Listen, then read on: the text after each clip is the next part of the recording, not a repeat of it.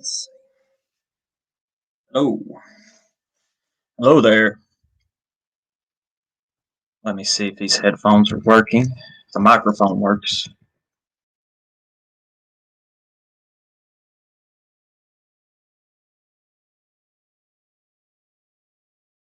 Let's see. Can y'all hear me? Can you hear me? Hello, hello. Hello, hello.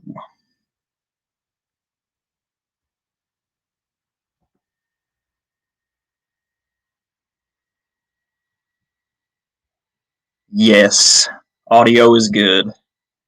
Hell yeah. Let's see. Get this cut off here. Awesome. I figured out how to work my headphones last night. Wasn't very difficult. Appreciate you, Brian and Ryan. And Chuck Sneed, professional buck breaker, Southern Durden. Hell yeah. Thank y'all for coming by. This is a sort of a spur of the moment stream. Uh, honestly, well, we'll give it a minute or two to let a few more people roll in if they decide to. I understand it's Wednesday afternoon at 4 p.m. and I know a lot of people's probably working right now. So yeah, let me give me just a second here.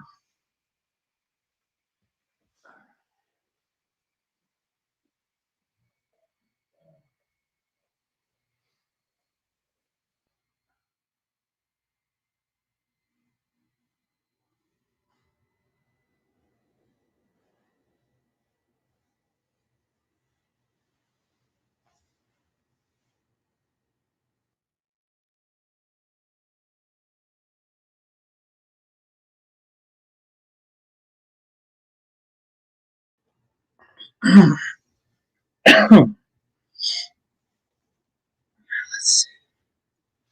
All right. How's it going, Space Hopper Mark? Han, good to see you. Philomena C, how's it going? Hello, Mr. Vikestad. Worth getting a complete McCarthy collection. I remember loving Blood Meridian. Yes, Blood Meridian is his most famous novel. I have it right here. I haven't read it yet, though. I've wanted to read it for many years. I first heard of it probably about 10 years ago, and I found it because I was researching things about my surname. And there was a list of villains, a list of, well, famous people with my surname, and throw the book, the villain in this book, me and him, have the same surname, Judge. Cormac McCarthy, he also had written this book here, No Country for Old Men. I haven't read it. This is one of the few movies, though, that's been made in the last 20 years that I actually truly love. It was a great movie. I'm interested to see how different the book is from the movie. But let's see some other news. Let's see. This, like I said earlier, was a sort of a spur of the moment stream. I hadn't planned on doing this up until about an hour ago. Today I was off work today. I was actually intending on going fishing to a place called the Piney River. It's about an hour north of here. It's a very beautiful place up in Ray County, Tennessee. I went fishing once there last year. It's a beautiful place, and I was intending on making 2 videos while I was up there. You know, I was going to make a fishing video if I caught anything worth, showing off. And I was also going to make a video that was something that's more positive. The last video I made about the Dutroux affair, the video's titled Gazing into the Abyss and Blood for the Blood God. That video was very pessimistic. It was very dark. I mean, the subject matter is horrific. I just talked a little bit about the Beyond the Dutroux affair. It's the reality of protected child abuse networks and snuff networks. It's a very dark thing, and I wanted to make something talking about something that's more positive. How's it going, Bulk? Thanks for stopping by. But yeah, I wanted to make something that's a little more positive because I think we need balance in life, and I stand by everything that I had said in that past video, in the Gazing the Abyss video. I stand by it 100%. But I will say this: it doesn't do a person good to dwell too deeply on such things. I think it's important to know that these things are happening, that they go on. But I also think, we need to balance things. It's not good to be pessimistic all the time. It's not good to have a defeatist attitude. That's why I wanted to go fishing. I haven't been fishing in a couple of weeks, and the woods, the rivers, the creeks, they're calling me. They're calling me. And, it's good. It's part of our people's, it's in our biology. It's our biospirit, I think, to want to get out into the wilderness, out into the woods and the mountains, creeks and rivers. It's completely natural. But anyway, the main point of this stream, if I can quit eating my mustache, I need to shave it, probably. The main point of this stream is this book here. It's Cormac McCarthy's Suttree. This book was a very good book. It was recommended to me by Didymus Sumi did. He actually made a video, it may have been about a year ago. He made a video discussing where he analyzed the book Blood Meridian. His view of it, I believe, is spot on. I haven't read it yet, but he did a very good job of analyzing this work of literature. Outstanding. And he did it in a way that he didn't reveal very much about the book itself, And he did an outstanding job. Now, I'm going to go ahead and tell you, this book here, spoiler alert, I'm going to talk about a lot that happens in this book. So if you're wanting to read it for yourself, you may want to tune out right now. But I'm going to try to do it without revealing too very much. There's a couple of excerpts that I have marked here that I'm going to read to you. Cormac McCarthy, let's see.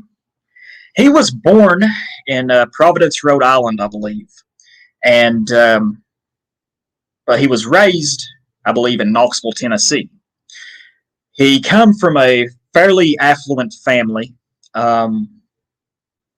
And as a young man, he started off in college. I think he went to the University of Tennessee, if I remember correctly. This book, and Didymus pointed this out in his analysis of Blood Meridian, because he also talks briefly about the book Suttree as well.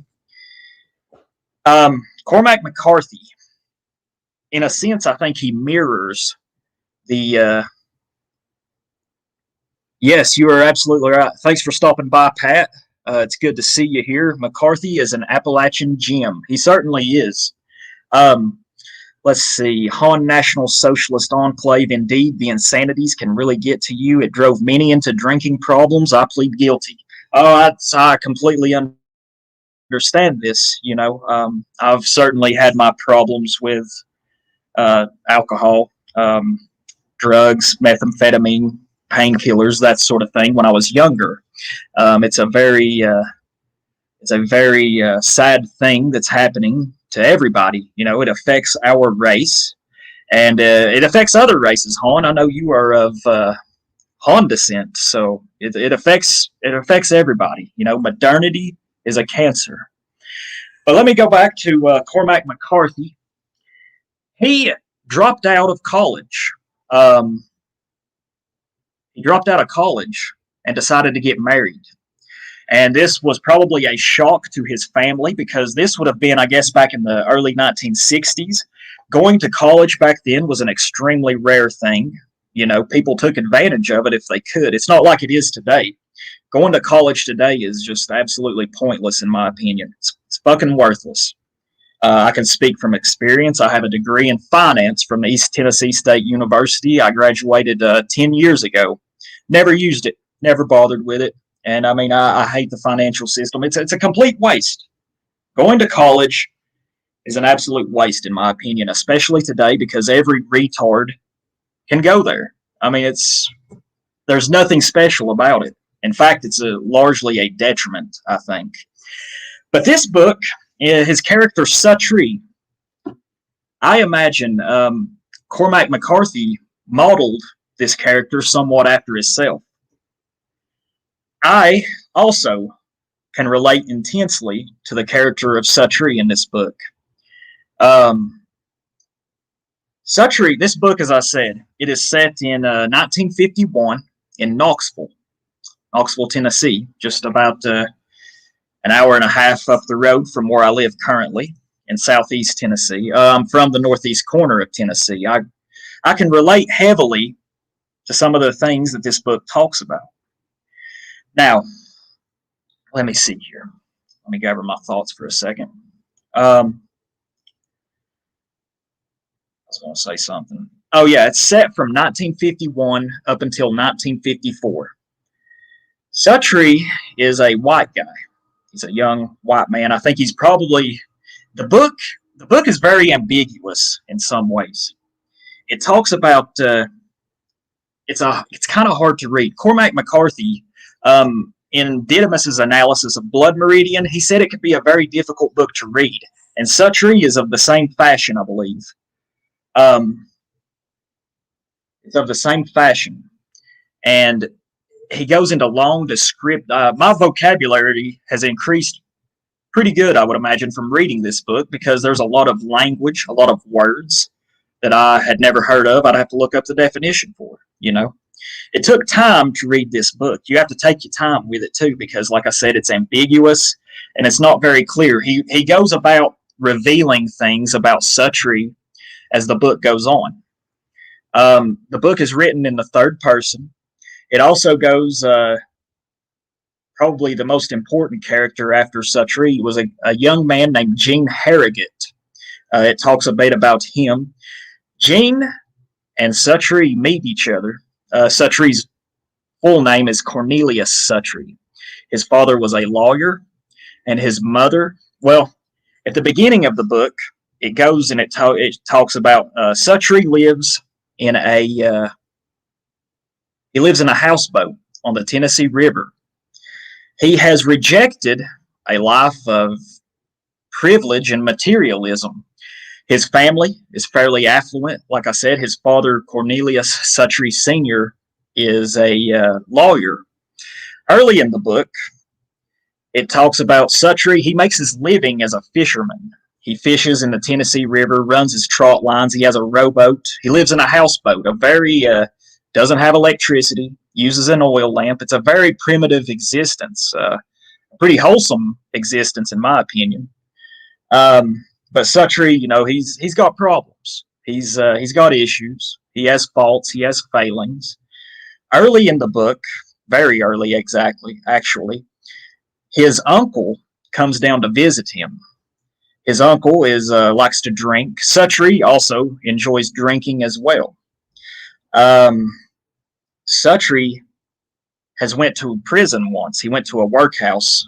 He was much later in the book, it reveals he's asked by a young man that's with him one day, like how he ended up in the workhouse. And Suttree was basically the driver for a pharmacy robbery. And he's the one that got caught, got thrown in a prison/work camp for, I think, about 6 months to a year. But his uncle shows up at his doorstep one day as he was cleaning fish. He's cleaning catfish. This is how Suttree made his living. He didn't have a steady job. He just lived selling his catch to the market. Suttree lives on the fringes of society in Knoxville. And his uncle reveals to us that his uncle, I believe it's his mother's sister, who is married to his lawyer father, they get to talking. His uncle is in a similar position as Suttree does not have a very good relationship with his family. He doesn't get along with his father. His father, yeah, there's no correspondence whatsoever between him and his father in the book. There's a couple of instances where his mother writes him a letter, but in this book, in the conversation with his uncle, it's revealed that Suttree's father considered him of a lower class birth. In a way, his father thought that his mother, Suttree's mother, would have been a whore if Suttree Sr. had not married her and introduced her to this more affluent lifestyle in Knoxville. This book, it talks about, as I said, Suttree lives on the fringes of society in Knoxville. He deals a lot with the black population there in Knoxville. As I said, he's on the fringes of society. This book is not so much Blood Meridian. Didymus makes a very good case about how this book was, there was some racial elements to it. There is some racial elements to this, but it's not as prevalent. They say the N-word a lot in this book. Something interesting that I noticed as I was looking up, when I was trying to put the word out that I was doing this stream, I looked up a picture of this book to post on YouTube that I was going live. And one of the first fucking things that shows up when I Googled it is that people had asked questions about this novel. And the first one that's there is a question. It asks, is Suttree black? Is Suttree black? And the answer that Google gives them is, I forget what it says, but at the end it says, Suttree is dark. What the fuck does that mean? It sounds like an attempt to blackwash a fine American novel. As you see Hollywood and everything, they're blackwashing any white history. You see it over there with all the historical series or films and dramas. It's just ridiculous. But in this book, Suttree, he has a fairly decent relationship with some of the black people that he comes in contact with. After all, I mean, he sells some of his fish to their market. He hangs out with a few of them. He has a decent relationship with them. But Gene Harrogate and Suttree himself, they're white. As I said earlier, I identify heavily with the character of Suttree. I feel like in some ways our life has had a similar thing, a similar course. In his early days, Suttree also went to college. He went to the University of Tennessee, and he drops out. We find out later in the book that Suttree, during this time, had a wife. He must have met a girl in college. And this book skips around a lot, and it's fairly ambiguous at times. Like I said, it's hard to read unless you kind of take your time and pay attention. Yeah, Joe, I don't buy the whole dark thing. Apparently, Suttree is he's a Chad. He lives what me and a friend of mine, when I was much younger, in my late teens and early 20s, we called this sort of lifestyle the Tomcat lifestyle. We kind of live on the fringes of society. We like to fight sometimes. We like to find women, if you know what I mean. We like to screw around a little bit. I was unfortunately somewhat promiscuous in my younger days. Not as bad as some of my friends, but I like to look for women when I was younger. I like to party, drink, all that. This was before I met Miranda many years ago. But this sort of lifestyle, it can be violent sometimes. It's always an adventure. Another interesting thing, one of Suttree's best friends in this book is a guy named J-Bone. And I had a friend when I was younger that I grew up with. I also called him J-Bone as a term of endearment. His name was Jordan Buck, actually, but I always called him J-Bone. Something random. But let's see. What else do I want to say? Yeah, what I took away from this book largely is that Suttree, the character, he rejects a life of materialism and a life of comfort. And That's one of the biggest takeaways I have from this work of literature. As I mentioned earlier, Suttree had a young wife, and it's not revealed to us until a certain chapter in this book, and we don't even know nothing because he had abandoned this wife probably shortly after he dropped out of college. He he had a son with her, and I don't know if he was involved with his son. This is one of the, like I said, this is one of the problems of Suttree. He had a son that lived in Middle Tennessee, somewhere in the Cumberland region, and we never know. It's never revealed that he has a son until his son's death. And I have an excerpt here I'm going to read to you. It's just about when his son had passed away. Let's see. I'm not going to read the entire excerpt here, but anyway. As he was going up Gay Street, J-Bone stepped from a door and took his arm. "Hey, bud," he said.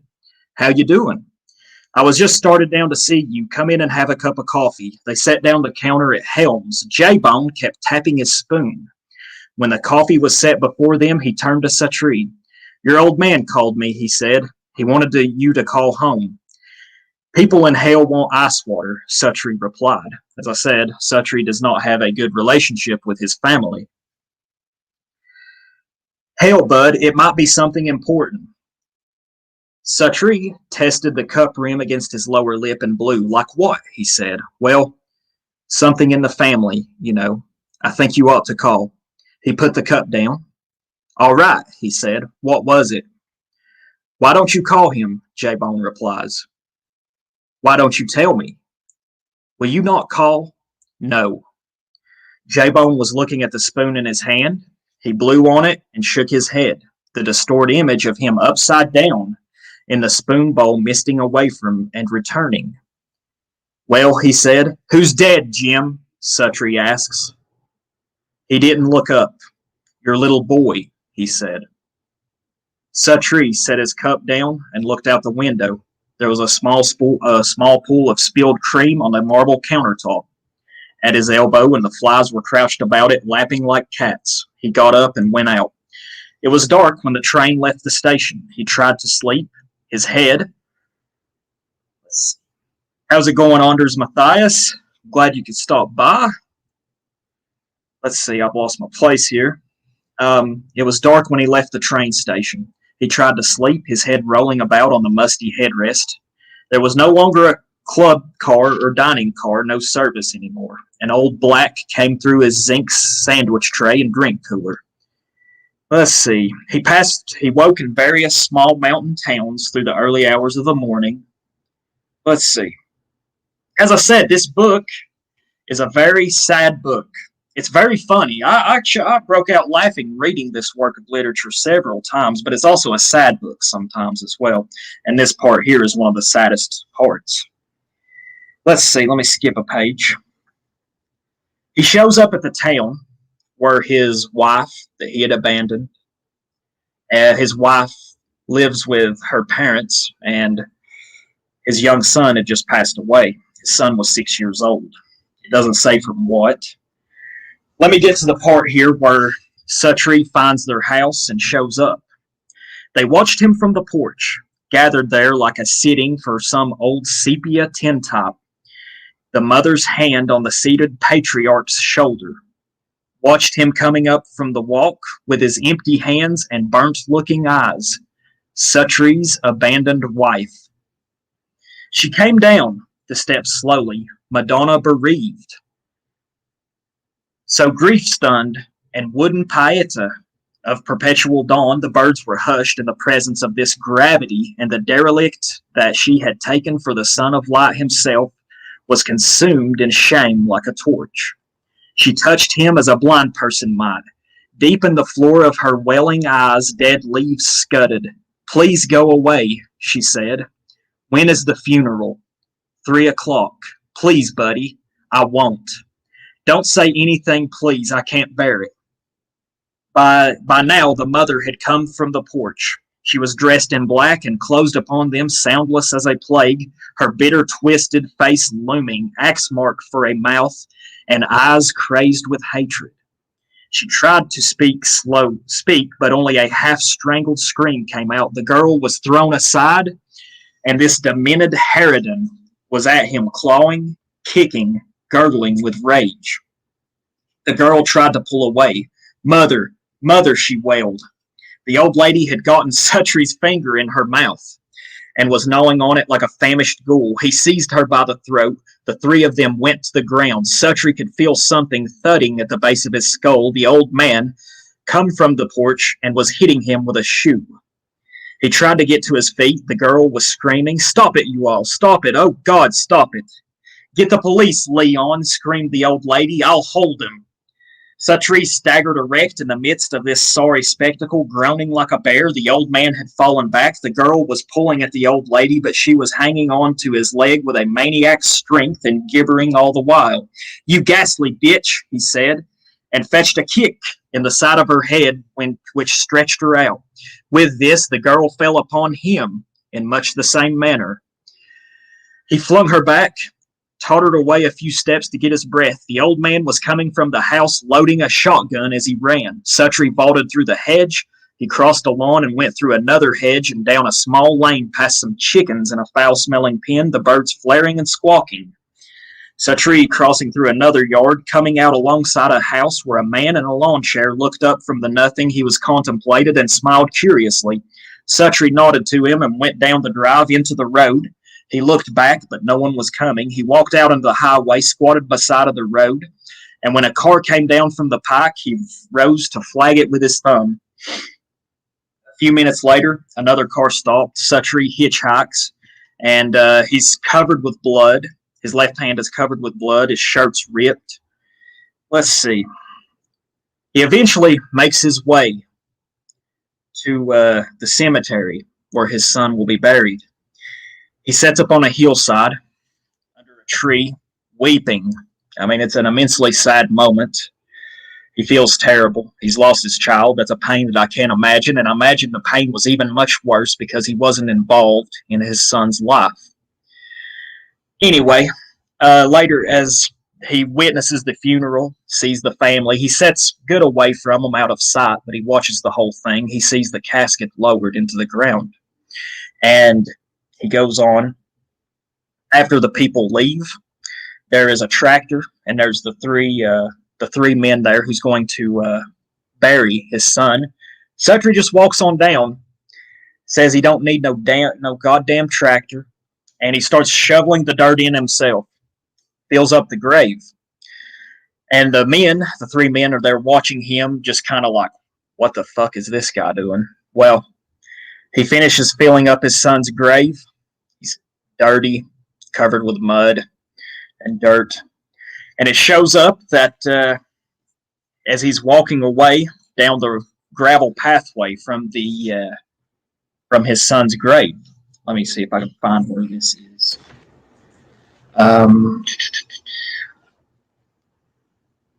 Give me just 1 second. This is something I'm going to read here.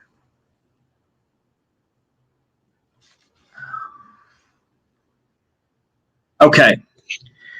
Suttree, as he's walking away from the grave, he is picked up by the police. Apparently, the girl's family called the law on him. He's picked up by the police. Let's see.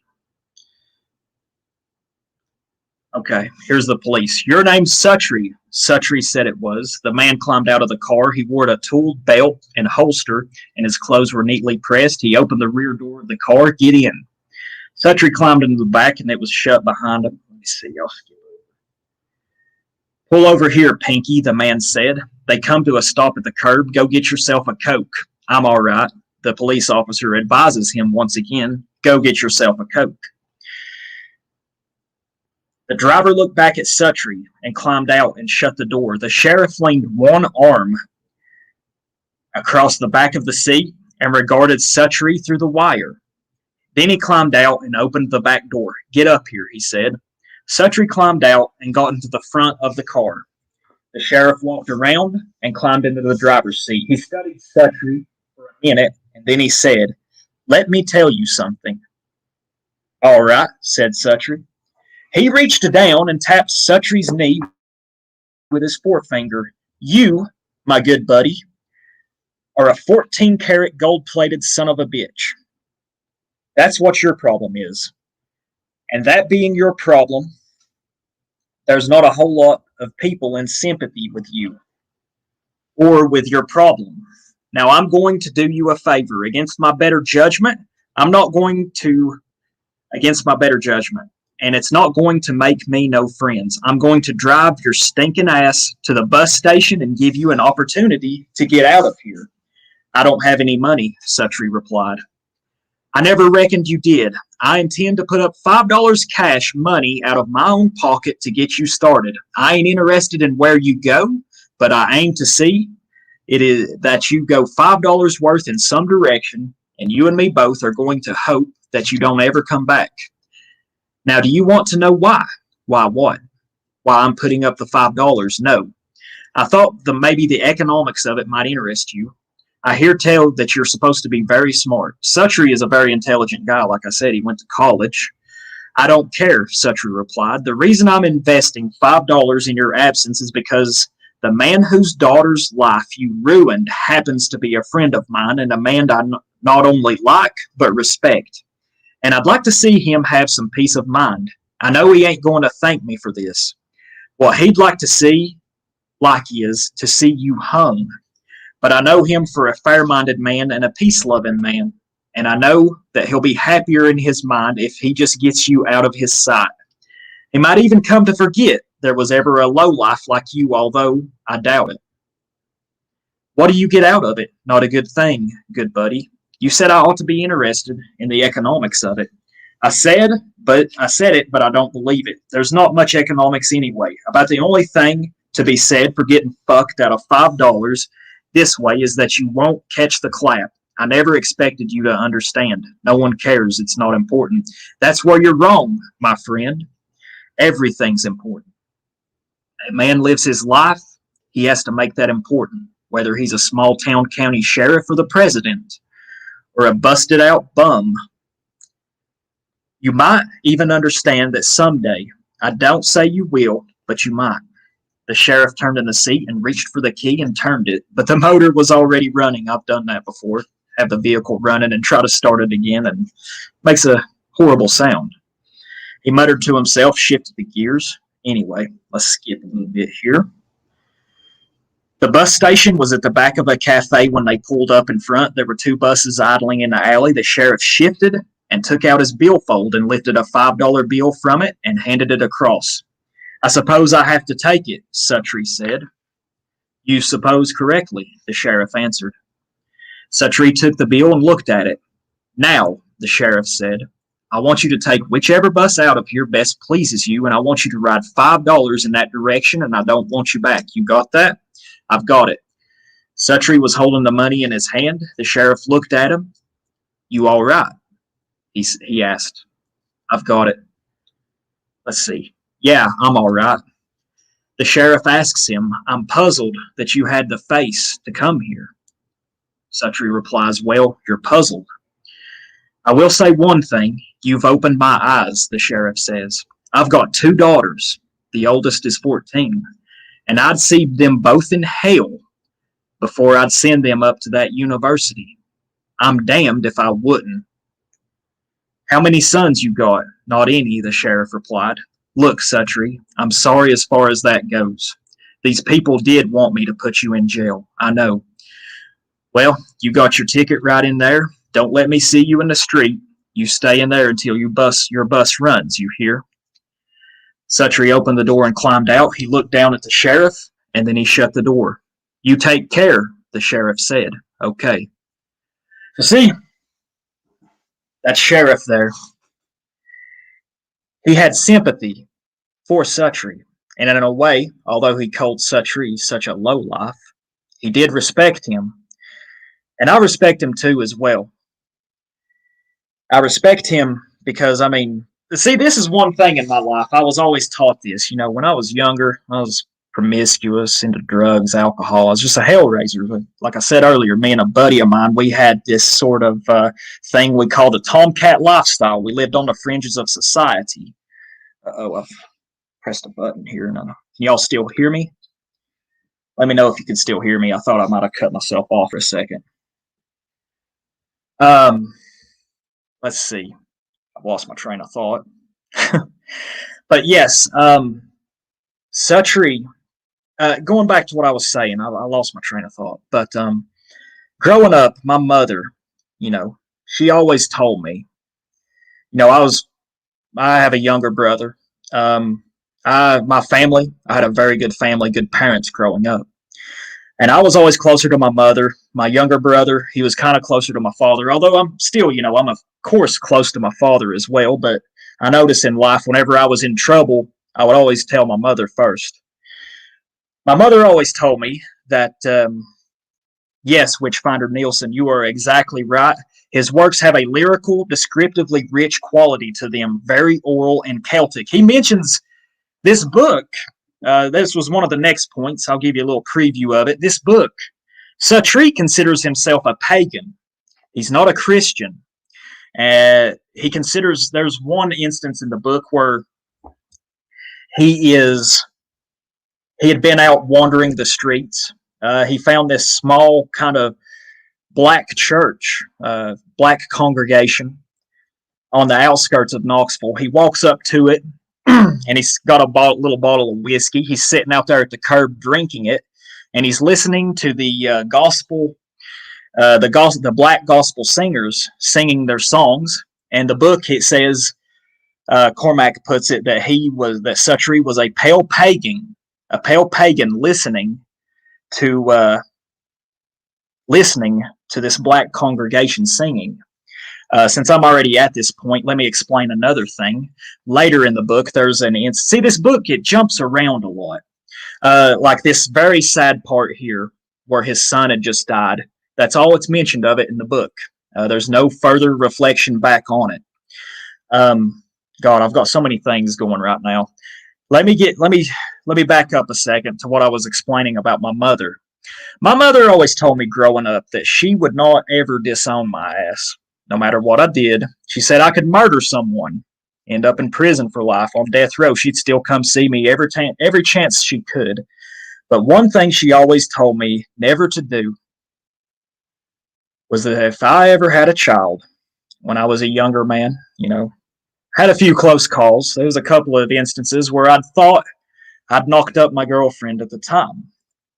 But Mom always told me before this, she's like, whatever you do in life, I'd never disown you. I'll always love you. But the one thing that would make me consider such a thing was if you would ever have a child and you not be involved in its life whatsoever. She's like, I understand things happen. A lot of people have a child. They don't get married. They don't stay together. But you as a father need to do your best. You have to be involved in your child's life. A kid needs its father.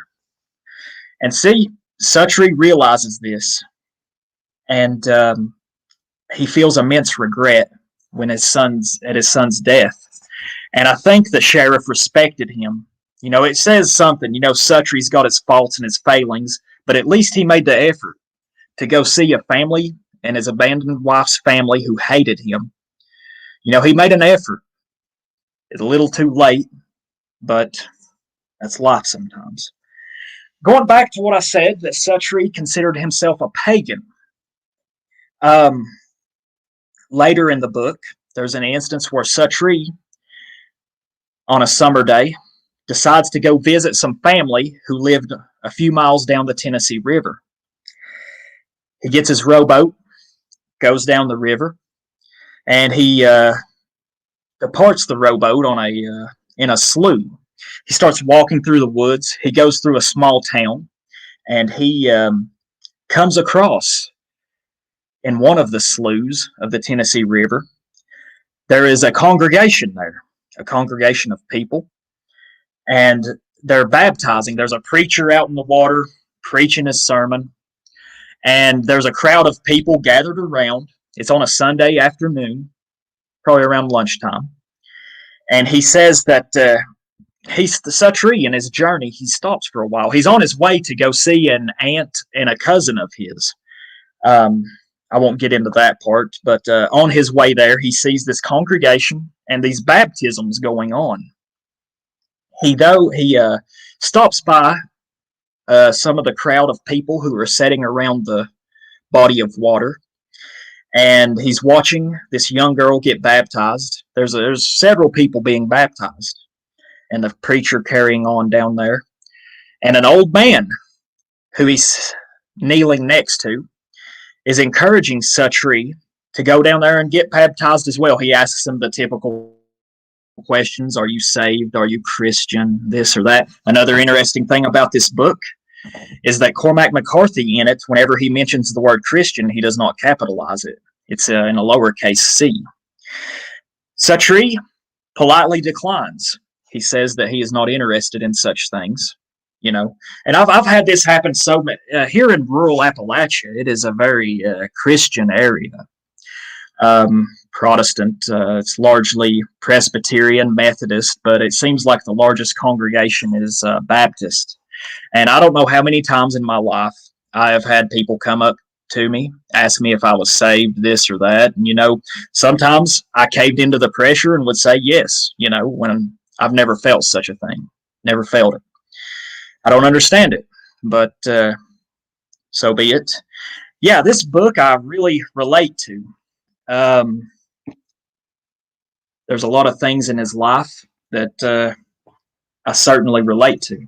There's an excerpt a little later in the book. See, he mentions this book. It's set in Knoxville, Tennessee. He mentions a lot of towns in this area. He mentions Ringgold, Georgia, which I live just a couple of miles from. It's just right across the state line south of me in Georgia. He mentions Rome, Georgia. That's where I work currently, actually. He mentions Newport, Tennessee. There's an interesting part of this story where he decides to help this family whose houseboat had got washed down the Tennessee River not far from him during a flood. And he decides to go help the father later on to go mussling. They're collecting mussels. They go up the French Broad River, which, a little geography here for you. The French Broad River meets the Holston River just a little ways from Knoxville, Tennessee, and the confluence of these rivers is where the Tennessee River begins. He goes up the French Broad River, rows all day in his rowboat up there to where the family is camped out. And you're welcome, Habanero. Thank y'all for being here. He rows up the river and meets the family. The guy's name, the father, the patriarch of this family, his name is Reese. He's a guy with a gambling problem. He's a guy that's he's a hellraiser. You know, he's just a hellraiser. He's got a family. He's got his wife. He's got a young son, and he's got two daughters. Actually, he's got three daughters, two younger daughters, and he's got a daughter that is an adult. She's probably around 17 or 18. Suttree goes up there to help them mussling, to gather mussels, which, in case you don't know, they're like a shellfish. You know, people eat them. Suttree brings some money with him, and at first he starts to get convinced that this guy Reese, the patriarch of the family, is just kind of, you know, trying to use him for his money. Well, they're trying to collect pearls out of these mussels, and let's see. They collect several pearls over a few days of gathering these mussels, and Reese's family, I mean, they're just barely getting by. They've got a lean-to built. This book explores a lot of the poverty that's inherent here in the Appalachian region, especially back during the 1950s. Well, they get several pearls together, and they decide. Reese tells them, he's like, we're going to go up to Newport, Tennessee.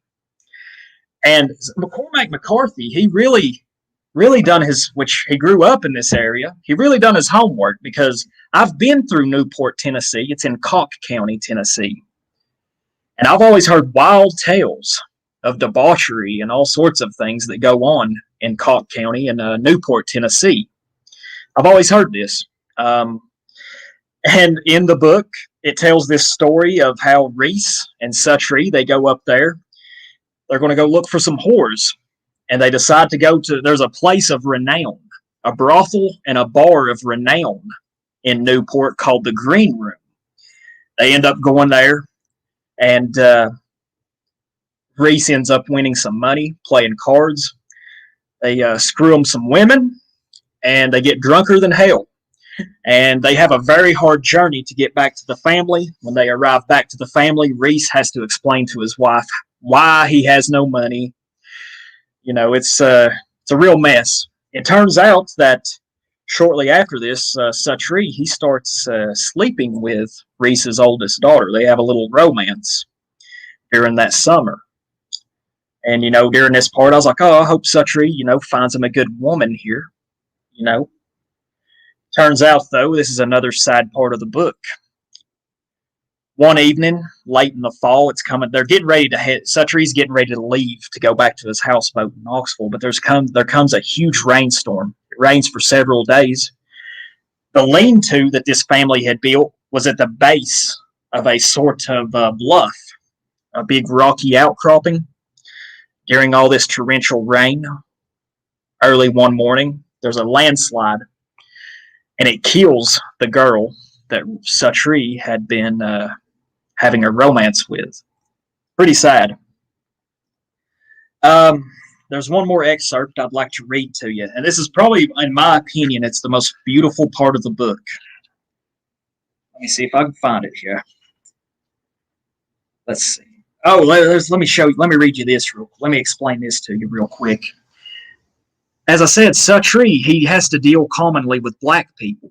One of his good friends is a big black man named Ab Jones, who is renowned throughout Knoxville as a violent man. There's a few instances in this story that Ab Jones, he's a 56-year-old black guy. He's got a wife, and he runs a small tavern on the outskirts of Knoxville that Suttree inhabits. Ab Jones has a reputation as being a violent man. When the cops arrest him, when he's thrown in jail, he's always whooping someone's ass or getting his ass beat. You know, he's a very violent man. But there's one part where Jones, he's 56 years old, he's wanting Suttree to accompany him to go see this black witch that lives on an island out in the Tennessee River. And she has some sort of this little old black witch that's 80 years old. Does this sort of seance with Ab Jones is wanting to know, I think, how his death will come about. Suttree accompanies him to go see this little black witch. And she does this little sort of seance before, and I had a guy back home one time. I don't know if you'd call it a seance or anything, but he had rune stones. He had them in a bag. You know, I'd pick out, it was some sort of fortune telling. You know, I don't hold a lot of, I'm not really into such things, but I think it's interesting to do some sort of divination. He read my rune stones. I selected 5 of them and I laid them out in front of me, you know, kind of interesting. And I won't get into that. I may make a video talking a little bit about that someday, but not right now. Anyway, the little witch does her seance. She takes out this black velvet fabric, lays it on a table, and she asks Jones if she minds if Suttree sets in with them because you're supposed to be by yourself when you do these things, just you and the person that is divining your future. But Ab Jones replies that no, it's fine. He can stay in here with us. She scatters out all these objects onto the black cloth, and she reads them for a couple of minutes to herself. And Ab Jones asks her, she's like, what? He's like, what does this mean? What is going on here? She says, this has nothing to do with you. And he's like, what the hell does that mean? I just gave you $5 here. How's it going, Bleak Narratives? Yeah, I know I need a haircut. I ain't getting one, though. Not anytime soon, at least. Or was I? Anyway, she said that, Ab, this has nothing to do with you. Everything that I just read has to do with him. And never in my life have I seen a more conflicted person. She doesn't know anything about Suttree, and that's true. But let me read you what I consider the most beautiful part of this book. In late October, Suttree pulls his lines. Leaves were falling into the river, and the days of the windy rain and wood smoke took him up to other times more than he would have liked. He made himself up a pack from old sacking, rolled up his blanket, and with some rice and dried fruit and fish line, he took a bus to Gatlinburg, Tennessee. Gatlinburg is a sort of, it's in Sevier County, Tennessee. It's not too far from Knoxville, but it's a town that's up in the mountains, high in the Smoky Mountains. It's next to a town called Pigeon Forge. It is, Gatlinburg is where most people here in East Tennessee go to when they're going to go on vacation. Gatlinburg itself is more like it's a tourist trap, is what I see it as. There's a lot of attractions there. I actually went there last winter. I went there with Miranda and her family. First time I'd been there in many years. There's a lot of shopping centers. It's kind of. It's not trashy. It's a tourist trap. But if you get a few miles away from Gatlinburg up into the mountains, it's outstandingly beautiful. I made a video of my trip there, of the hiking trip we went on. It was snowing the whole time. It was absolutely beautiful. We went up into the mountains. It was outstanding. The video, if you wanted to watch it, it's called Snow and Smoke. It's very beautiful place we hiked to up in the Smoky Mountains. The ice formations on the rocks, it was outstanding. But Suttree himself, he does this. He goes on a trip, I think, to find himself. He took his little bit of food, and let's see. I just want to give you an example here of some of the writing. Let's see. That Cormac McCarthy, some of the way he writes is just outstanding. How he describes this beauty, this wilderness that Suttree decides to go find himself in. Let's see. He hiked up into the mountains. The season had gone before, some trees gone barren, none still green. He spent the night on a ledge above the river, and all night he could hear the ghosts of lumber trains, a liquid clicking and long shunt and clatter, and the jargon of old rusted trucks on trails long gone. The first few dawns half made him nauseous. He had not been dead sober for so long. He sat in the cold gray light and watched, mummied up in his blanket. A small wind blew. A rack of clouds traveled across the east, grew mauve and yellow, and the sun came boring up. He was moved by the utter silence of it. He turned his back to the warmth. Yellow leaves were falling all through the forest, and the river was filled with them, shuttling and winking, golden leaves that rushed like poured coins in the gold tailwater. A perishable currency, forever renewed. In an old grandfather time, a ballad transpired here, some love gone wrong, and a sable-tressed girl drowning in an ice-green pool, where she was found with her hair spreading like ink on the cold and cobbled river floor, ebbing in her bindings, languorous as a sea dream, looking up with eyes made huge by the water at the bellies of trout and the well of the rimpled world beyond. Suttree lay on a warm rock above the river and watched the trout drift and quarter over the cold gray stones. He had baited his small hook with rice grains. The trout stood and sidled, or turned among the pouring leaves. Bull trout with rut-warped snouts, pale trout with velvet fins, they would not bite. First he left the roads, then the trails, small creeks half dry in this late season. Now the rains have gone. Scrambling up a stone-throat pool, he saw a mink go black and bow-backed, limping over the rocks. Dark mucronate droppings steaming on a shell plain replete with bones, scales, and shell shards. At night, a high Cold wind sucked the fire he squatted by in the eye of the dark, a thin wind, a thin air, hard to breathe in the bitter cold. In the morning, turning up the frost-veined stones, for bait he uncovered a snake, soporific, sleek viper with flanged jaw hinges. Fate-ridden snake, of all stones in the forest, this one to sleep beneath. Suttree could not tell if it watched him or not. Little brother Death with his quartz goat's eyes. He lowered the stone with care. That afternoon he crossed a watershed and started down a dark spruce forest. Ravens flew over the vast high country, the slopes falling away, all heather and gray, wood into the woods below.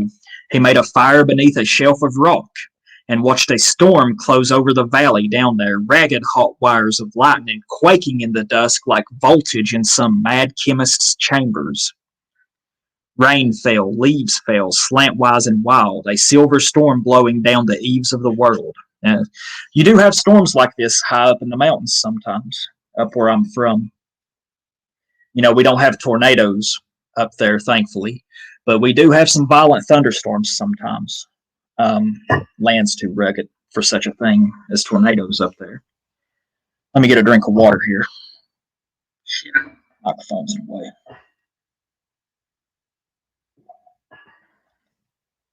Let's see. We've been live for 56 minutes here, so I'll wrap this up here shortly. Let me see. In the morning, no, wait. Rain fell, leaves fell, slantwise and wild. He found a few wild chestnuts. As he watched them blacken in the coals, he cracked and cooled them. All things contained of tree therein, leaf and root, he ate. He'd no food other, and he thought his hunger would keep him awake, but it didn't. He could hear the long wild sough of the winds in the high forest as he lay there in his blanket, staring up in the heavens. The cold indifferent dark, the blind stars beaded on their tracks and mitered satellites and geared and pinioned planets all reeling through the black of space. In the morning, there was snow at the higher elevations, a fairyland of dust on the peaks. He had bound up his feet with the croaker sack, and now he simply wrapped the blanket about his shoulders and went down along the ridge, a hermetic figure, already gaunted and sunken at the eyes. Let's see. Lose my place. And sunken at the eyes, a week's beard, going shrouded in his blanket through the forest, beswirled by cold gray mist, gray weather, cold day, moss the color of stone. The wind sharp in the dry bores of his nostrils, down through the pale bare bones of a birch forest. How's it going, JG?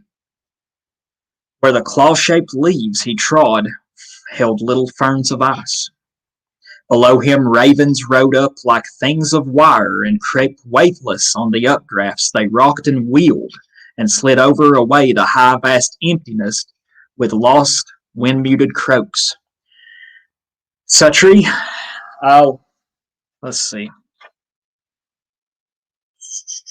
Anything else? Yeah, just basically a whole chapter of the book is dedicated to Suttree's travel through the forest. He ends up losing 20 pounds. He's about starved to death, but he has. This is another example of, Suttree and paganism. Him wanting to go out into nature. He goes out there and fasts for probably about 10, 11 days. He ends up in Bryson City, North Carolina, which isn't too terribly far from where I live now. He manages eventually to make his way back to Knoxville. When he makes his way back to Knoxville, his friends are amazed at how thin. They're like, "What's wrong with you? You've lost so much weight." And he's like, "I just went on a trip to the woods to think about things." This goes back. This is our people's spirit. It does us good to get out, to get away from civilization. Living in a city, living in civilization, it is not natural to our people, not in the least. It goes back to, it's in our biology, like I said earlier. It's in our DNA. It's our natural habitat, these temperate forests, the mountains. Now, lastly, there's more I could go into this book. I didn't have any notes. I just figured I would speak about it, The last thing about this book. Oh, briefly. As I said, he rejected materialism and he rejected comfort. There's later on in the book, near the end of it, he happens to, one night while he's out drinking and enjoying himself. Howdy, James Gray. Hello, brothers from England. Well, hello from East Tennessee. How's it going, Hailstorm? Glad you could stop by. I see you just got home. There is, as I said, he rejects materialism. There's instances in the book where I know there's a family member, a great uncle that passes away, and he's given a check for $300. What he does with that $300, he buys himself some clothes, and he takes J-Bone and Harrogate and many other of his friends to a really nice steak dinner. Spends untelling how much money on it. He's not a selfish guy. He's a generous guy.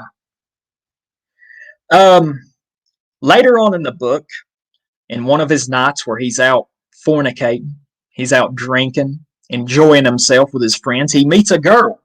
He meets two ladies, and they ain't from around here, as he said. And if you live in the mountains and you're a young man and you find you a woman that ain't from around here, that's something of note. Something exotic, you could say. This girl that he meets is probably in her late teens. She's a hooker. She's a whore. She's obviously, the way Cormac McCarthy describes her, she's a high-class one at that. She's from Chicago, and Suttree, they strike up a conversation. He asks her, why is she down here in Knoxville? And she said that she had an indictment out for her from back home for prostitution. Well, this girl, she becomes, they form a relationship. They get together, and he enjoys her company very much. It turns out that she's from Kentucky. It never mentions his girlfriend's name in this novel.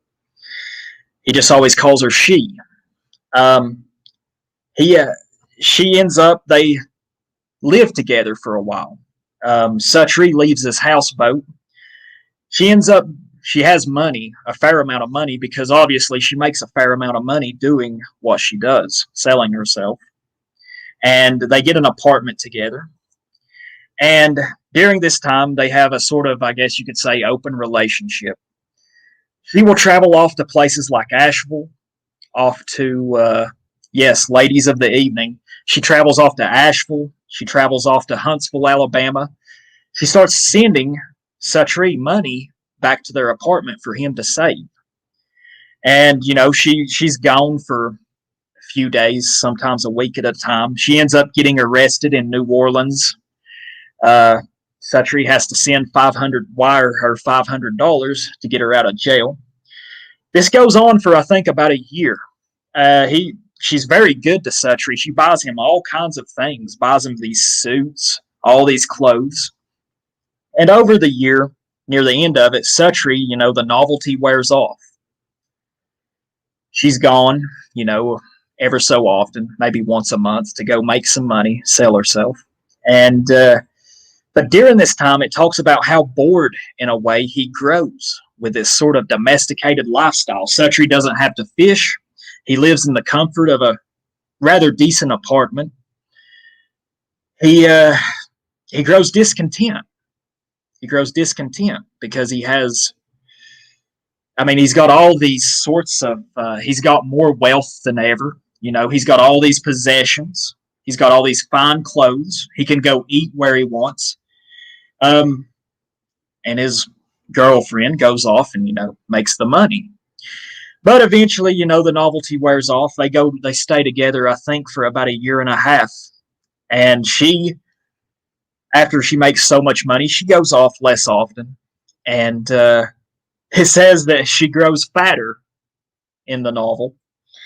And they start to argue more often. Eventually, he finds a very nice car. I think it's a Jaguar, if I recall correctly. And him and her purchase it for about $2,000. and they go out riding around. She starts to become more of his girlfriend, but they also argue more. It's just a typical relationship, I guess you could say, but eventually it falls apart. I know a lot in the book it mentions that Suttree, the few nights that he goes out with his friends J-Bone and others, they're like, "Holy shit, Suttree, what in the hell have you done to get all this money?" And he's just like, just it ain't me doing it. Pretty much, his girlfriend's bringing in the money, but it falls apart. This book's really funny, but they're arguing one day out in town. His girlfriend kicks out the windshield of this fancy car, just showing her ass, pitching a temper tantrum. And this is where it all falls apart. They break up, and she just goes off. Suttree returns to his houseboat, returns to fishing. He grew very discontent during this period of time where he was, no, it is not accept. Ruiner asks, is it acceptable for adult readers? Young adult, maybe. But for young kids, no, don't let them read this book. I got a phone call here. It's the woman. It's the base department. I'm joking, but let me take his call real quick. Hey, I'm doing a live stream at the moment. Care if I call you back in just a minute? I'm about to finish it. All right, love you. Bye-bye. Anyway, yeah, Ruiner, back to what I was saying. I wouldn't let children read it. It's a pretty graphic novel. It's got a lot of language. It's a good book, though. It's outstanding. For young adult readers, I'd say it's fine, Anyway, he rejects this sort of materialism. He doesn't, he grows discontent. And, in life, I feel like I have done the same sort of things sometimes. I've had good jobs at different periods of my life. One time I was a mail carrier about five years ago. I was also heavily into drugs at the time. Did a lot of meth during this time. Ended up losing the job after I did it for about 7-8 months. I didn't lose the job because of the drugs, but drugs didn't help me. It's this materialism. I find myself rejecting materialism a lot. I don't. One of my goals in life I don't give a shit about how much money I've got in my bank account. I just want enough to get by. At the end of the book, I'm going way over here. At the end of the book, the ending of this book is very ambiguous. How's it going, Jack Torrance? Nice to see you here. The end of the book is very ambiguous.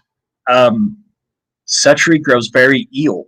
He gets the typhoid fever, and he almost dies. It's got a very interesting part where it talks about he goes through all these wild and vivid hallucinations as he's on his deathbed. And J-Bone rescues him, finds him in this old apartment, and takes him to the hospital. Suttree is revived, brought back to health. But the ending is very odd. Near the end of the book, it says that Suttree travels down to his houseboat. And while he's in his houseboat, he smells this awful smell. He finds a corpse in his cot. And, it's very ambiguous. I don't understand. In a way, I'm inclined to believe that Suttree does die from the typhoid fever. But there's evidence that suggests otherwise. It's very ambiguous. But the book ends on a positive note. Suttree is leaving Knoxville. He's in fine clothes, and he's hitchhiking. The car picks him up, and he says he doesn't know where he was going. I'm inclined to honestly believe that Suttree did, in fact, die at the end of the book from the typhoid fever. But it's, like I said, it's ambiguous. It's Cormac McCarthy. He has a very, like I said, he can be a confusing author. And it's hard to tell. You have to read closely. You kind of have to read slow in order to understand what's going on. Um, this is a very good novel. I enjoyed it greatly. It's a very funny novel. There's so many parts of it that I got a good laugh from. It's also a sad novel. And I'm not very good at analyzing literature or works of fiction. I remember when I was in school as a child, they'd ask you in literature class what the theme of this book was, what this or that was. I never was good at this sort of thing. But what I took away at least from this book was that Suttree chose to live on the outskirts of society. He chose to reject a posh life of affluence. He ditched college. He suffered for it sometimes. But near the end of the book, and one of the lines that convinces me that Suttree actually does die from the typhoid fever is when he's looking back on his life, he said, "I wasn't happy, but I was not unhappy." He chose to reject materialism, going back to the example of him and his whore girlfriend he had there for a year or so, year and a half. He grew discontent during this. He chose to reject materialism. It's also interesting, too, how he had a sort of pagan view of things, I believe. And it's also interesting, too, how Cormac McCarthy didn't capitalize the word Christian in this book. Overall, I'd say it's very much worth reading. It's beautifully written. Cormac McCarthy is I think hands down, easily, he's the best writer, the best author of the 20th century here in the United States. I think he eclipses authors like Stephen King, even though I do like some Stephen King novels quite a bit. Stephen King, though, he is a brainwashed leftist, but I do like some of his novels. But I think Cormac McCarthy is much better, to be honest. I'm not saying anything necessarily bad about Stephen King's works, but Cormac McCarthy's works are something else. They're outstanding. I cannot wait to read Blood Meridian. I'm probably going to start that one a couple of weeks from now. Didymus had actually here recently sent me a link to Alfred Rosenberg, his work, The Myth of the 20th Century. I'm going to start reading it tonight, probably. But, yeah, I want to thank you all for coming here. This was a spur-of-the-moment thing. There's a lot I left out, so I think I did an okay job of not revealing too terribly much about this novel. If you want to read it, like I said, I identify greatly with this character. And I think Suttree was based on Cormac McCarthy's life himself.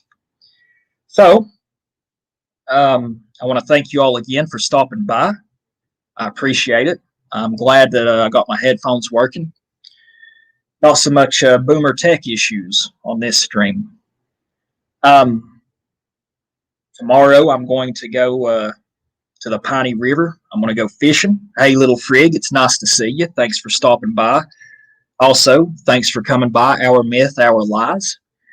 I should have a new video uploaded maybe tomorrow evening where I talk about something more positive. I'm going to a really pretty place, and I'm trying to balance out, talk about something positive after that dark and bleak video that was the last one that I made.